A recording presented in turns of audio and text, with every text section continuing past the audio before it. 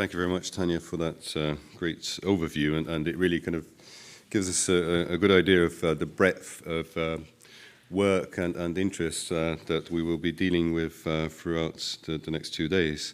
Our next speaker is Professor Briony, who is a professor of art history at UCL, University of London.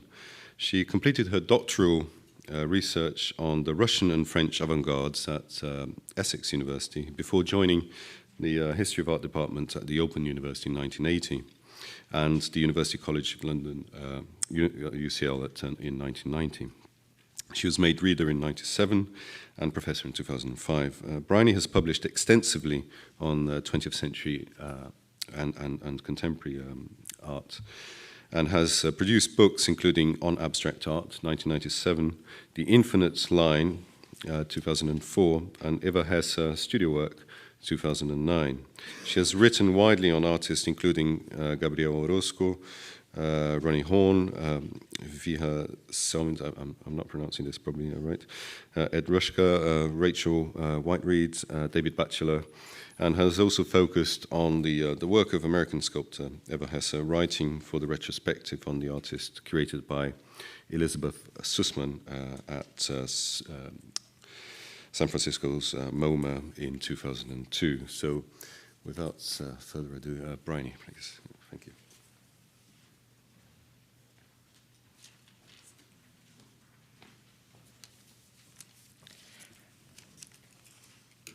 Thank you, Michael, and thank you for inviting me to speak on Mira Schendel today. I have to say, a bit of an imposter, but I'm very pleased to be here. Mira Schendel is an artist who seems both part and not part of the Brazilian avant-garde, both a key artist in a historic moment and out of key with the other artists associated with it, and by extension, roughly with her, like Lydia Clark, Lydia Papp, and so on. I should emphasize from the outset that I have no credentials to speak of Schendel's work in depth, because I haven't studied it in depth like the other people speaking today, but I have seen her work, quite a lot of her work, in a more casual way, and I've thought about it quite a lot in relation to rather different concerns, my own, with the problems of abstraction. So I'm going today to try to put together some of those thoughts and to articulate them. They are, I hasten to add, very basic questions. I'd like to call them, of course, fundamental questions, but we'll see. It depends how things turn out. Clay Perry's photographs of Mira Schendel, taken when she had her show at the Signals Gallery in 1966, are very compelling, and they stage a game of hide and seek that's close to the feel of the work sometimes, the play of seeing and not seeing, touching, handling, that seem important in all of her work, whether it's the Droginos as here or the other work that I shall talk about today, in which opacity and transparency take a different form. And the work I want to think about in particular is the work that she made using letraset and clear acrylic sheets. There can be many ways to opacity, and language is one of them. Now, concerns with language are often thought of as the antithesis of modernist concerns with abstraction. But as long as we do not take as read hegemonic, high modernist, and especially US accounts of abstraction, then this is very far from being the case. So whilst the look of language can and has been deployed as the negation of what were dominant beliefs in an all-over expressive surface, the look of language can serve abstraction in other ways, can serve abstraction in other ways. And Mira Schendel's work would, for me, be a case in point. Luis Perez Oramas curated this year's São Paulo Biennale, and he was also the curator of the MoMA show of Schendel's work alongside that of Leon Ferrari a couple of years ago. I mention this only because it struck me not only as part of the core problematic of the Biennale, which didn't include Schendel, that Pérez Oramas ended up showing, and I can't be the only person to have felt this, ended up showing work often in the manner of a work by Mira Schendel. And this is actually a drawing by French psychiatrist Fernand Deligny, a drawing suspended between acetate sheets by Pérez Oramas from the ceiling to show their transparency, even though these drawings were never produced as art. They were instead the graphic mappings of the movements of autistic children in the community that Deligny made in 1968 in the mountains of the Cévennes, where Deligny devised the notion there of the mute image that communicates otherly, differently from spoken language.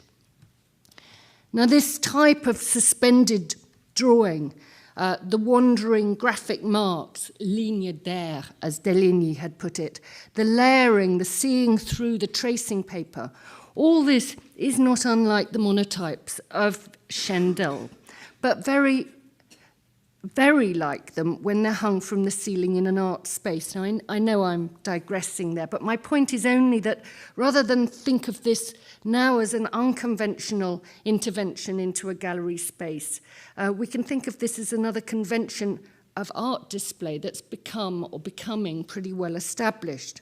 But I guess the more interesting question is whether, with their incorporation of alphabets, these works are mute or silent, or whether drawing speaks.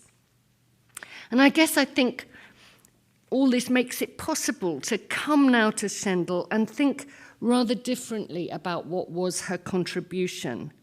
And as I say, I do so from a rather different perspective, because what seems to me interesting, and in a sense Pérez Oramas urged this in his Biennale, is to think not only again but also differently about abstraction's relation to language, or rather not to language as a signifying system in this instance, not to words as units of signification, but to letters, cut loose not only from a language system, but also from something as material as a set of letter-set letters. This is a notebook Schendel made with letter-set letters in 1970. Arguably, it's now because letter-set is pretty well obsolete as a design tool that we can see it in this way. But I think it's materiality that we recognize because it's obsolete as a system, but it was also probably evident, palpably so, when letter-set was first produced in the early 1960s, after which Schendel fairly soon began to use it in her work. It was a very basic technology, a system of commercial lettering, of dry transfers applied by hand, but let's call it a technology, in which case these works can perhaps help us to think about the problem of abstraction and technology as it exists now. I don't mean literally to compare the kind of technologized abstraction we see now, but that the merging of those supposed opposites, art and language, art and artifact, art and technology, art and typography, is very far from new and dramatized particularly powerfully in Schendel's work. So in part, what I'm going to talk about will be the materiality of lettering, not simply letters. But I'll also think about how different theoretical propositions about language might be at stake here. Notably, to think about how differently Willem Flusser thought about the gesture of writing, how different that is from the way Roland Barthes thought about the gesture in his writings on Twombly and Masson. All this may seem very far from the problem of abstraction as we might find it in the more familiar shape of an abstract work of art such as this. But I think it's important to stress that Schendel seems to have worked consistently with rather than against abstraction. And indeed, her works from the 1980s like this showed her continuing interest in suspending roughly geometric forms and markings in space, where often a line or an edge will wander off or fray or reveal a texture, like that uneven surface of oil stick on paper of the one I showed you previously. In The Gesture of Writing, Flusser wrote about the relations between technologies and mental structures. And as a philosopher of the shape of things, he's best known perhaps for his attention to the mental patterning rather than the signifying system that's language. And as a philosopher of new media in a digital age, he published many of his major writings in the 1980s on the consequences of the digital galaxy at a time when the internet revolution was exploding onto the scene of all our lives. His approach to technologies of writing could not be more different from Roland Barthes. Take, for instance, Barthes writing on Twombley's works on paper, on Twombley's calligraphic gesture, where language becomes a blur or a blotch. Barthes is consumed by what he calls the graphic substance, that is the nervous or gauche work of the hand, mediated by the drawing instrument, a brush or a crayon or a pencil, the hands becoming through the trace or mark on a surface. By comparison, Flusser's universe of technical images, his techno-imaginary that would take into account what history looked like post-photography, in the light of the circulation and distribution of images that marks out our image world from previous image worlds. Flusser distrusted the idea of automatic writing, but he marked out an imaginary and non-rational place for new media that was like a technophile mirror image, that is to say, the almost exact reverse of Barthes' tracing in drawing of an erotics of desire. But I guess what Flusser has to say becomes far more relevant when we think of Schendel's typewriter drawings like this, the so-called datiloscritos or typed writings that she made, I think, at night during periods of insomnia. Think of them then as her night drawings, even her insomnia drawings. For Flusser, the typewriter is a mechanical instrument, a machine for writing that presses ink into paper, just as the hand digs into paper, scratching as it writes. Now, Barthes, too, had talked of scratching, but this is rather different. It's a mechanized impression of ink inscribed by the repetitive click of a typewriter. It's stutter, as Flusser would have it, echoing, as he put it, the stutter of the world. Now, this is certainly not Deligny's notion of the mute image, which uses an instrument of language to communicate in terms other than language, but it is a way of thinking about wordlessness. And of course, whilst Flusser insists on the linear sequencing of the typewriter's texts, Schendel's are sequences of linear thought, sequences without linear meaning, but blocks of differentiated textured type.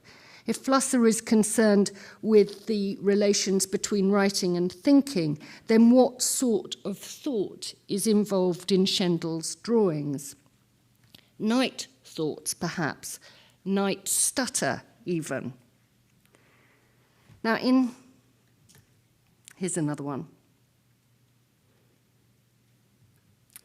Now, in some respects, a drawing by Eva Hesse, like this one from 1966, of hand-drawn little crosses on squared paper would seem to be situated at the theoretical crossover between these positions. And of course, I'm not the first to make the comparison between Schendel and Hess.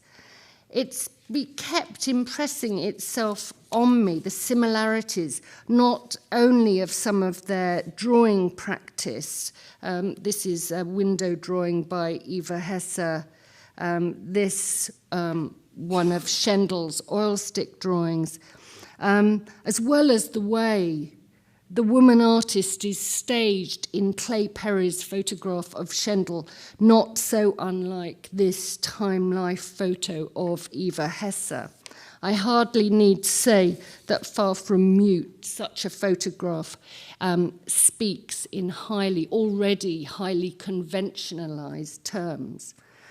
But where there's dark, there is also light. And it's really this set of works that use letraset in various ways that I'm thinking about, rather than the typed writings that I referred to before, either on rice paper or held between acrylic sheets, transparent acrylic sheets. Now, Flusser would come to see alphabetic writing as having no future. And from this point of view, it's as if these containers for scattered letters were not sites of the origin of language, but almost a dustbin of its leftovers. But of course, there's much more that is different in Schendel's work from, say, Eva Hesse's than is similar. And Schendel's relationship to basic technologies like letraset as a system of organization and typewriting are part of this. And I don't want to risk technologizing her work, but to see that her materials are specific, and so the effects of the work as well. What swarms and clusters and scatters are letters of the alphabet, habitual shapes that never do coalesce into words. The works are wordless, as I say. The letters teem across a transparent field. It's not yet writing, or it's not yet writing, as Barth put it, armed by culture. Schendel herself said that her monotypes were the result of her wanting to capture discourse at its moment of origin. The acrylic laminate allowed her to show the other side of the letters, to show text reverse, transforming text, as she put it, into anti-text, allowing for a circular reading. So she goes on, the text is at the center and the reader or viewer is in motion, transferring, as she put it, time from the work to the reader. This is unlike the time of reading, as it's directed by the sequence of letters that have been formed into writing and which follows a linear sequence, and offers, I think, another kind of temporal experience of the work. But of course, the other powerful component here is easy to lose unless you're there in an installation of work, and that is the way the light is just as important as the letters. In the monotypes, the texture is made out of both. So what she called the attempt to bring about drawing through transparency was also to infuse them with light. The acrylic sheets could allow her to do things she couldn't do, she said, with glass to join the sheets, and not just in the graphic objects, but especially in a work like this, Tate's Untitled from 1972. Pressed between acrylic sheets, almost like insects caught in amber, these letters are scattered. They're scattered letters of the alphabet. And rather than seen from the front, as you would see a picture on the wall, the viewer can walk round this and see it in the round front and back. The image is suspended, but it's in rotation in these terms because it's seen in this circular movement. The centrifugal movement of this one on rice paper now, rather than clear and see-through, is to generate circular movements within the square, but also around the object as it hangs. Now, however spare and elegant these are as physical objects, they have a palpable presence in the world, and they're made out of materials that have certain effects. They're certainly not virtual. They're not technical images, as Flusser would call a photograph, for example. But as I've said, the material is maybe more evident because their technologies are no longer new, but really rather archaic.